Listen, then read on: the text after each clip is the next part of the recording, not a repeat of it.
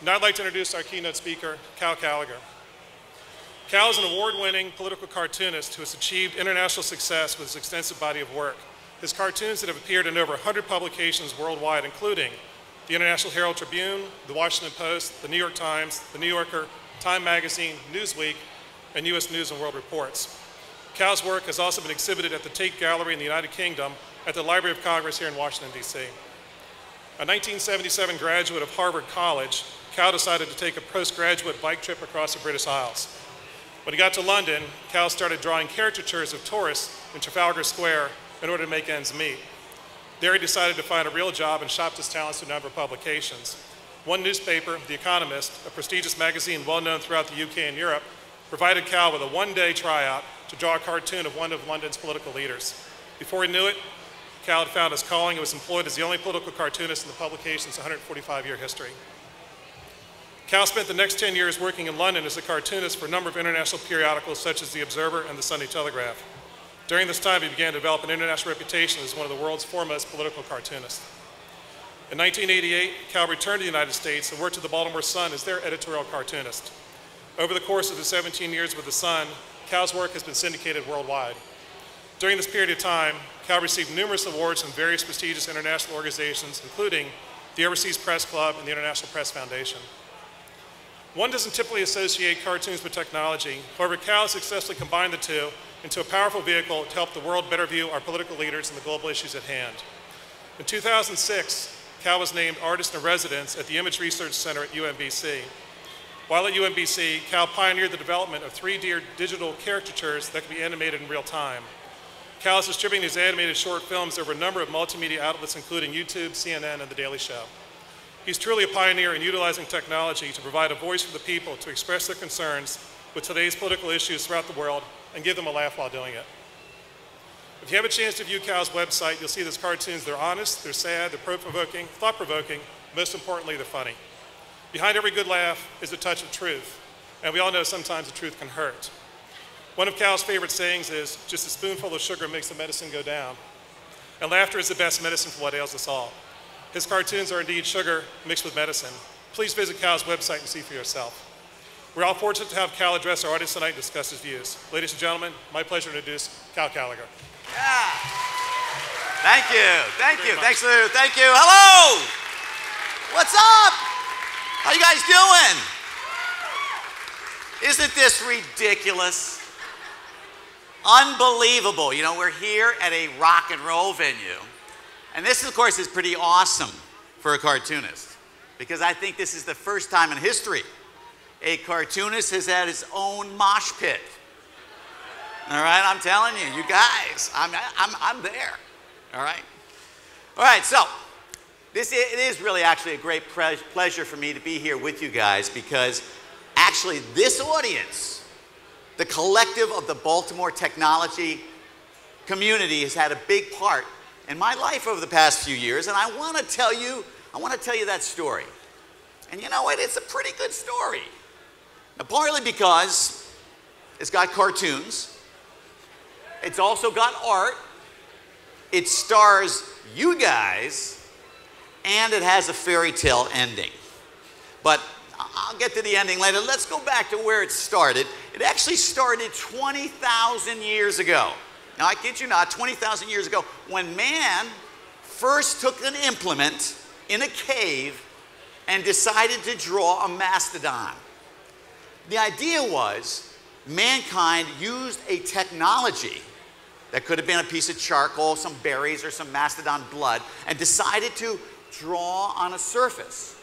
And ever since then, cartoonists, artists have done the same thing. Of course, they've used different technology. The technology has evolved over time, whereby you might have ink, you might have paint, you have brushes instead of the charcoal, but all the time it's the same exact thing. We are trying to capture an image on a piece of flat surface. And in the case of the cartoonist, our world has lived forever in the world of black and white on paper. So the thing is that this world, thank you, this world that has been around for millennia is actually under siege.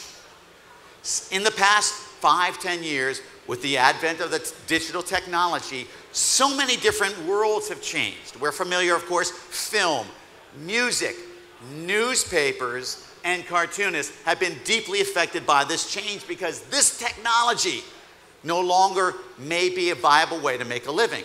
Let's take newspapers, okay? I know newspapers, and you guys know newspapers. What's happened?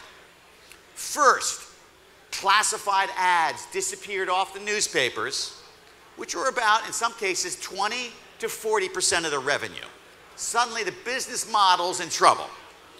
Second, young folks under the age of 25 aren't reading newspapers anymore. And you know what? I kind of understand that. Because at home, when I get a newspaper landing on my doorstep, the news in it is already 6 hours old. And probably news that I've already read on my computer on that website. So we all can see that the business model for newspapers is not good. And one of the first things they do when they get in trouble, they fire the cartoonist. And you know what happened in the past 20 years? Cartoonists, we had maybe 225 political full-time cartoonists. Now the number's down to about 80, and it's getting smaller. Now, of course, this could be a terrible thing, and it is in many ways, but as we all know, with all change comes opportunity. And with this new digital world, there's actually some new and exciting possibilities for the cartoonist. And I've always been looking forward for the prospect of new challenges, and that is where you come in the story. So we're going to start. I'm going to show you some slides, and I'm going to show you what happened over the course of 2.5 and 3 years in 2006 when I left the Baltimore Sun. Let's get the first slide up here. But first, I think that it's important for you to understand my craft a little bit, my art. And my art starts off in the realm of caricature. I've always loved caricature. In fact, can we get the slides up there? First slide up. I've always thought that caricature was one of the most important and most powerful tools at the disposal of the editorial cartoonist.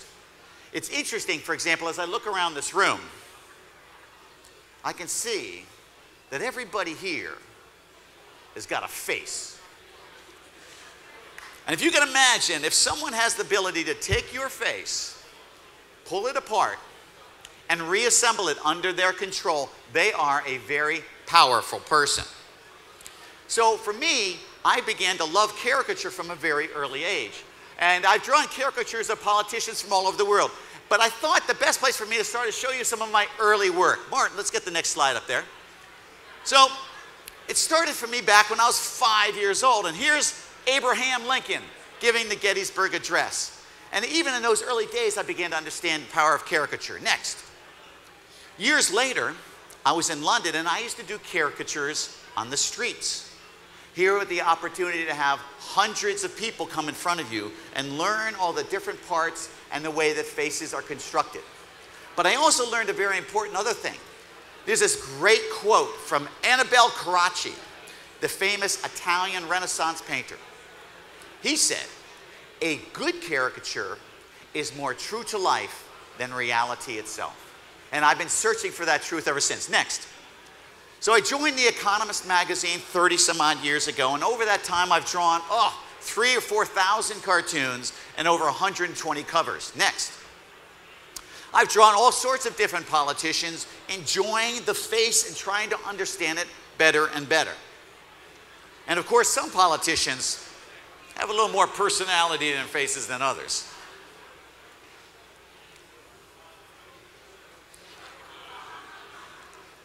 So as you can see, this passion of caricature is something that's been a huge part of my life as a cartoonist. Next.